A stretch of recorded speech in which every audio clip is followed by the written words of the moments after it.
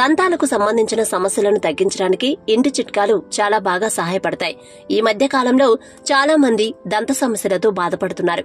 దంతాలు గారపట్టి పసుపు రంగులోకి మారుతూ ఉంటాయి.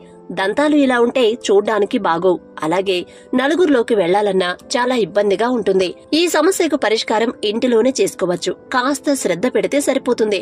ఒక బౌల్లో 1/2 స్పూన్ పసుపు, 1/2 స్పూన్ ఉప్పు, 1/2 స్పూన్ బేకింగ్ సోడా వేసి నీటిని కలిపి పేస్టుగా చేయాలి. ఈ పేస్టుతో దంతాలను శుభ్రం చేసుకుంటే 10 రోజుల్లోనే దంతాలు పసుపు రంగు నుంచి తెల్లగా మారి కాంతివంతంగా మెరుస్తాయి. పసుపులో ఉండే యాంటీ బ్యాక్టీరియల్ లక్షణాలు నోటి దుర్వాసన, నోట్లో ఉండే బ్యాక్టీరియాను తొలగించడంలో సహాయపడుతుంది. బేకింగ్ సోడా, ఉప్పు పళ్లు తెల్లగా మెరవడానికి సహాయపడతాయి.